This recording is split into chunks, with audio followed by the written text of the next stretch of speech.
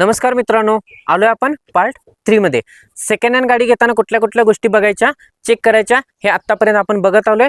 आता आपण लास्ट पॉइंटवर आहोत, ज्या पॉइंट मध्ये आपण डिटेल मध्ये प्रॅक्टिकली आपण बघणार आहे कोणकोणत्या गोष्टी चेक कराव्या लागतात। आता त्याच्यामध्ये सगळ्यात महत्त्वाचा पहिला पॉइंट येतो तो म्हणजे ज्यावेळी तुम्ही गाडी घेता सेकंड हँड गाडी, पहिल्या व्हिडिओमध्ये आपण काय बघितलं, दुसऱ्या व्हिडिओमध्ये काय बघितलं। पहिल्या व्हिडिओमध्ये गाडी बघायला जाण्यापूर्वी कोणकोणत्या गोष्टी बघायच्या असतात, म्हणजे जसं की आरसी बुक, इन्शुरन्स वगैरे। तर दुसऱ्या पार्टमध्ये आपण काय काय बघितलं, वेल्डिंगच्या खुणा वगैरे कुठं आहेत का, कुठं डॅमेज वगैरे असतं का, ह्या गोष्टी आपल्याला चेक करायच्या। आता तिसऱ्या पॉईंटमध्ये प्रॅक्टिकली कुठल्या कुठल्या गोष्टी चेक करायच्या, त्याच्यामध्ये सगळ्यात पहिला पॉईंट येतो हे गाडीच्या खिडक्या आहेत, बरोबर का। या इकडे तुम्हाला दाखवतो, हो का, ह्या खिडक्या दिसतात तुम्हाला। आता ह्या गाडीला काय करायची, एक उलटी प्रदक्षिणा घालायची। उलटी प्रदक्षिणा घातल्याचा परिणाम काय होतो तुम्हाला सांगतो। हा बघा, ह्या काचेवरती इथं दिसतं का तुम्हाला 2013, पुढच्या काचवरती बघा 2013 2013 2013 हे दिसतंय तुम्हाला। ह्याचा अर्थ काय आहे, तर देणारा जो ओनर असतो तो तुम्हाला सांगू शकतो की ही 2014 मॉडेलची गाडी आहे, पण इथं काचांवरती जर तुम्ही बघितलात तर तुम्हाला लक्षात येऊन जातं ही गाडी 2013ची आहे। साधारण जेवढ्या जुन्या गाड्या आहेत मॅक्स मध्ये तिथं दिलेलं असतं, आता नवीन गाड्यांना बंद झाली ती प्रोसेस, पण साधारण जुन्या गाड्या जर तुम्ही बघायला गेलात तर काचेवरती तुम्हाला 2013 2015 2012 ह्या सगळ्या गोष्टी काचेंवरती दिसू शकतात। जर एखाद्या काचेला समजा 2012च्या ऐवजी 2013 लिहिलेलं असेल आणि बाकी सगळीकडे 12 असेल, तर समजून जायचं ही काच बदलली गेलेली आहे। किंवा बऱ्याच वेळा असं सुद्धा होतं की समजा कंपनीनं पुढच्या वर्षीच म्हणजे एका वर्षाच्या गॅपमध्ये, म्हणजे साधारण डिसेंबर एंडिंग नंतर ही प्रोसेस केलेली असेल तरी सुद्धा ते असू शकतं। त्यामुळे त्याचंही काय फारसं टेन्शन घ्यायची गरज नाही। इथंपर्यंत लक्षात आलं तुमच्या। तर हे आहे ओडोमीटर, ठीक आहे। ओडोमीटर वरती इथं तुम्हाला किलोमीटर दिसतंय बघा 82,492, म्हणजे हे आपलं किलोमीटर आहे। तर आपल्याला काय चेक करायचं आहे की साधारण ओडोमीटर वरती टेम्पर वगैरे केलेलं नाही आहे ना, म्हणजे साधारण समजा ही गाडी 4-5 वर्ष जुनी असेल, साधारण 4-5 वर्ष जुनी गाडी 40 ते 60 किलोमीटर अंतर 40 ते 60,000 किलोमीटर अंतर पळू शकते।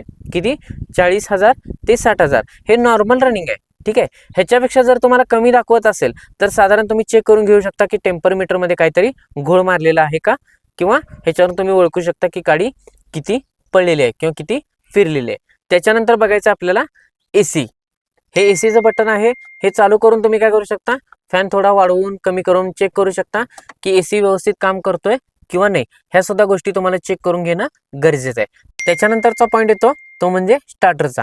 गाडी ज्यावेळी तुम्ही स्टार्ट करता, आता ही गाडी स्टार्ट करतो बघा मी,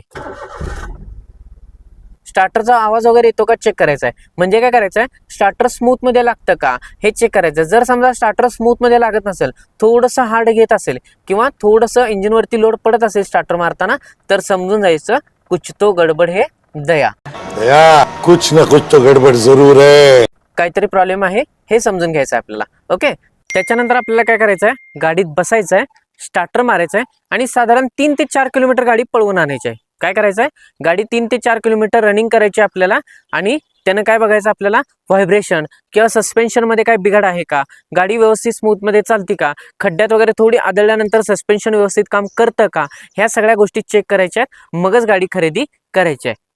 काय म्हणला, गाडी चालवायला येत नाही, हाय ना धनश्री ड्रायव्हिंग स्कूल, या ना राव आपल्याकडे, या पहिले गाडी शिका आणि त्यानंतर गाडी टेस्ट ड्राईव्ह करून बघा, काय हरकत नाही, ठीक आहे। आपला कॉन्टॅक्ट नंबर सुद्धा दिलेला आहे आणि ॲड्रेस सुद्धा दिलेला आहे। आपल्या ड्रायव्हिंग स्कूलमध्ये येऊन तुम्ही गाडी सुद्धा शिकू शकता।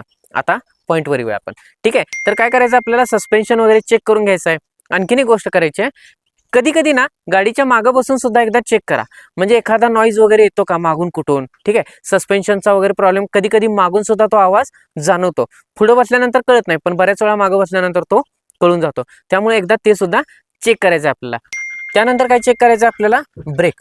ज्यावेळी तुम्ही ब्रेक ऑपरेट करता त्यावेळी ब्रेक पॅडल वगैरे जड आहे का, शिवाय ब्रेक लाइनिंगचा वगैरे आवाज येतो का, म्हणजे ज्यावेळी तुम्ही ब्रेक मारतात त्यावेळी सुई करून एक आवाज येतोय बघा, ब्रेक लाइनिंगचा वगैरे आवाज येतो का बघा। ब्रेक लाइनिंगचा आवाज कसा असतो, एक सुई करून एक आवाज येतो ब्रेक मारताना, पावसाळ्यात वगैरे तुमच्या टू व्हीलरचा जसा आवाज येतो का नाही, हा तसाच ब्रेक मारताना आवाज येतो, तो ब्रेक लाइनिंगचा आवाज असतो।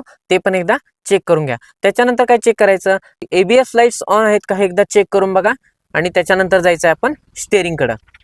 हे स्टेअरिंग आहे बघा, दिसतंय तुम्हाला। आता हे स्टेअरिंग आहे ना, हे थोडासा प्ले वगैरे आहे का बघायचं। आता हे स्टेअरिंग मध्ये प्ले नाही आहे बघा, जर मी थोडं जरी स्टेअरिंग हलवायला गेलो तरी जाम येते, आणि गाडी स्टार्ट केल्यानंतर सुद्धा दाखवतो तुम्हाला. ही गाडी स्टार्ट केली बघा, एकदम स्मूथ आहे बरोबर आहे. म्हणजे स्टेअरिंग जाम पण नसावा आणि स्टेअरिंग मध्ये प्ले सुद्धा नसावा. या दोन्ही गोष्टी तुम्हाला चेक करून घ्यायच्यात. त्याच्यानंतर काय चेक करायचं तुम्हाला, त्यानंतर चेक करायचं आहे गिअर.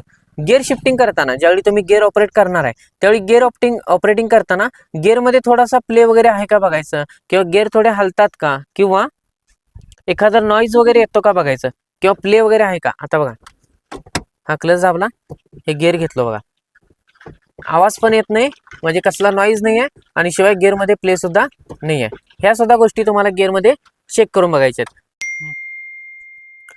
त्याच्यानंतरचा पॉईंट येतो आपला क्लच. ठीक आहे, आता क्लच दाबून बघायचा आणि गाडी स्टार्ट करायची. बघा आता ही गाडी स्टार्ट केली.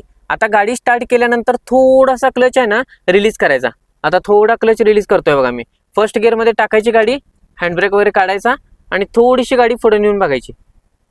हो का, स्मूथमध्ये पिकअप मिळते का.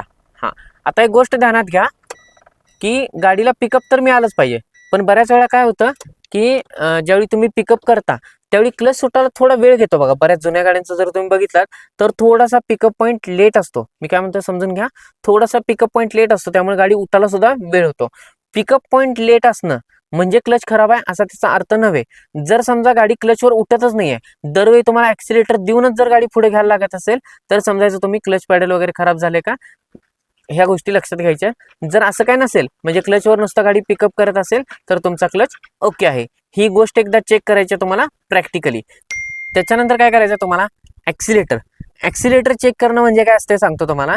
गाडी स्टार्ट करायची, ठीक आहे, आणि मागे एक माणूस उभा करायचा आणि थोडी गाडी रेस करायची. काय करायची,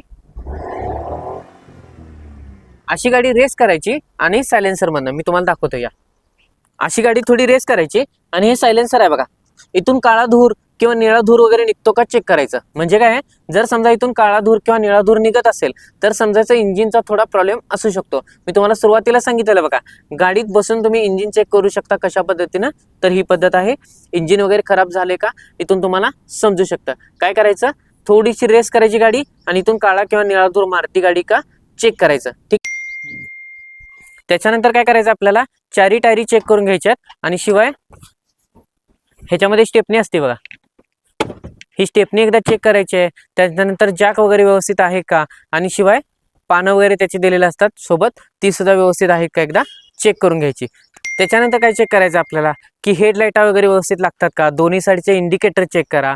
त्याच्यानंतर अप डीप मोड चेक करा, ब्रेक लाईट एकदा चेक करा, हॉर्न चेक करा, शिवाय पॉवर विंडो आणि सगळ्यात महत्त्वाचं आपली लाईफलाईन म्हणजे म्युझिक सिस्टीम, हे सुद्धा चेक करून बघा. ह्या सगळ्या गोष्टी ओके असतील तर गाडी घ्यायला काय हरकत नाही. त्याच्यानंतर काय चेक करायचं तर इंजिन. साधारण मी तुम्हाला सांगितलं बघा, टेस्ट ड्राईव्ह मारायची आपल्याला 3 ते 4 किलोमीटरची. मारून आल्या हे तुम्हाला ओपन करायचं आहे. मी ओपन करतोय बघा आता. हुश, काळा धूर आला का यात ना, नाही आला. आता काय गाडी थांबलेलीच आहे बराच वेळ, त्यामुळे तो काय येणार ना नाहीये. पण साधारण समजा 3 ते 4 किलोमीटर फिरून आल्यानंतर जर ह्यातून काळा धूर यायला लागला तर समजून जायचं इंजिनचं काम आहे. एकदा चेक करून घ्यायचं आहे आपल्याला ते. आणि हे कसं चेक करायचं तर हे टोपन ओपन करायचं 3 ते 4 किलोमीटर फिरून आल्यानंतर. हे नाही, मागच्या व्हिडिओमध्ये आपण सांगितलंय कुलंटचं हे टोपन उघडायचं नसतं गाडी ड्राईव्ह करून आल्यानंतर. ठीक आहे, 10 मिनिटं थांबून तुम्ही चेक करू शकता, पण कुलंटची काही गरज नाही चेक करायची. तर तुम्ही पहिल्यांदा इंजिन चेक करायचं. इंजिन चेक केल्यानंतर काय काय चेक करायचं तुम्हाला, मेंटेनन्स वगैरे गाडीचा, म्हणजे जसं की मी तुम्हाला सांगितलं आता, कुलंट म्हणा, बॅटरी म्हणा, ह्या सगळ्या गोष्टी, ब्रेक ऑइल म्हणा, ह्या सगळ्या गोष्टी चेक करायच्या. इंजिन ऑइल लेवल चेक करू शकता तुम्ही, इथे इंजिन ऑइल लेवल असते बघा, इंजिन ऑइल लेवल चेक करू शकता तुम्ही किती आहे वगैरे. या सगळ्या गोष्टी चेक केल्यानंतर आपल्याला काय बघायचं आहे, गाडी तुम्ही ज्यावेळी घ्यायला लागलाय ही पांढऱ्या नंबर प्लेटची आहे का पिवळ्या, म्हणजे येलो कलर आहे का व्हाईट कलर आहे, हे सुद्धा एकदा चेक करायचं. जर व्हाईट कलर असेल तर ते आपण घरगुती वापरण्यासाठी गाडी असते ही, आणि जर समजा पिवळ्या नंबर प्लेटची, येलो नंबर प्लेट म्हणजे काय ट्रान्सपोर्ट व्हेकल असू शकतं. तर ह्या गोष्टी आपल्याला एकदा चेक करायच्या आहेत. जर समजा RTO मध्ये हा तुम्हाला प्रश्न, म्हणजे RTO एक्झाममध्ये सुद्धा हा प्रश्न विचारला जातो, पांढऱ्या नंबर प्लेटचा आणि पिवळ्या नंबर प्लेटचा अर्थ काय, तर तो तुम्हाला माहीत असावा. पांढरी नंबर प्लेट घरगुती वापरासाठी म्हणजे आपल्या कुटुंबासाठी वापरण्यासाठी असते, आणि पिवळी नंबर प्लेटवरती तुम्ही माल वाहतूक किंवा प्रवासी वाहतूक करू शकता. ह्या 2 गोष्टी लक्षात ठेवा. लास्ट पॉईंट सांगतो तुम्हाला, सगळ्यात महत्त्वाचा, जर समजा तुम्ही गाडी घेताना रोखीने व्यवहार करत असाल, आता जर ऑनलाईन पेमेंट तुम्ही देत असाल, समोरच्याला चेक वगैरे देत असाल किंवा RTGS वगैरे करत असाल तर हरकत नाही. पण समजा व्यवहार जर कॅशनं 1.5 लाखाची 2 लाखाची अमाऊंट जर कॅशनं देत असाल तर सगळ्यात महत्त्वाची गोष्ट ध्यानात ठेवायची, कॅश घेतलेली एक रिसीट किंवा पावती, त्याच्यावरती सही, तारीख आणि रक्कम स्पष्ट लिहून घ्यायची. शिवाय ओनरचं आणि तुमचं फुल नाम आणि पेमेंट रिसीव केलंय हे वाक्य त्याच्याकडून लिहून घ्यायचं, त्याच्यावरती त्याची सही घ्यायची. हा कागद विसरायचा नाही. त्याच्यानंतर 1 ते 2 साक्षीदार तुमच्या सोबत असावेत, जे तिथं सही करायला आणि प्रत्यक्ष सुद्धा असावेत. त्याच्यानंतर तुम्ही ह्या गोष्टींचा व्हिडिओ सुद्धा काढू शकता. म्हणजे जसं की समजा गाडी तुम्ही व्यवहार करायला लागला कॅशनं, कॅश देताना एखादा व्हिडिओ किंवा फोटो वगैरे असेल तो सुद्धा तुमच्याकडं सेव्ह करून ठेवा, कुठेही उपयोग होऊ शकतो त्याचा. त्याच्यानंतर आधार कार्ड आणि पॅन कार्ड, ड्रायव्हिंग लायसन, ह्या अशा ज्या गोष्टी असतात त्याच्या कॉपी तुमच्याकडे सुद्धा असणं गरजेचं आहे, ओनरच्या सुद्धा, आणि तुमच्या त्याला दिलात तरी हरकत नाही. शिवाय RC वरती HP, म्हणजे मगाशी सांगितल्याप्रमाणे मी NOC वगैरे बँक वगैरे असेल तर ते NOC लेटर असावं. आणि शिवाय PUC वगैरे काढून घ्या, असेल तर त्याच्याकडून ती PUCची सर्टिफिकेट तुम्ही घेऊ शकता. PUCचं नसेल तर काढून घेतलात तरी हरकत नाही. आणि सगळ्यात लास्ट गोष्ट करायची आहे, 28, 29, 30 या तीनही फॉर्मवर त्या ओनरच्या सह्या आणि तुमच्या सह्या असणं गरजेचं आहे. हे केल्यानंतरच तुम्ही गाडी खरेदी करू शकता. तर मित्रांनो, लक्षात आल्या तुमच्या ह्या सगळ्या गोष्टी? जुनी गाडी घेताना कोणकोणत्या गोष्टी चेक करायच्या आहेत, आपले 3ही पार्ट व्यवस्थित बघून घेतलात तर तुम्हाला कुठल्याही मेकॅनिकला इथून पुढं गाडी घेताना घेऊन जायची गरज नाही. तरी काय शंका वाटली कमेंटमध्ये विचारा. आणखीन तुमच्या काही शंका असतील, कुठल्या विषयावर जर व्हिडिओ बनवायचे असतील आपल्याला कमेंटमध्ये विचारा, आपण त्यावर व्हिडिओ नक्की बनवू.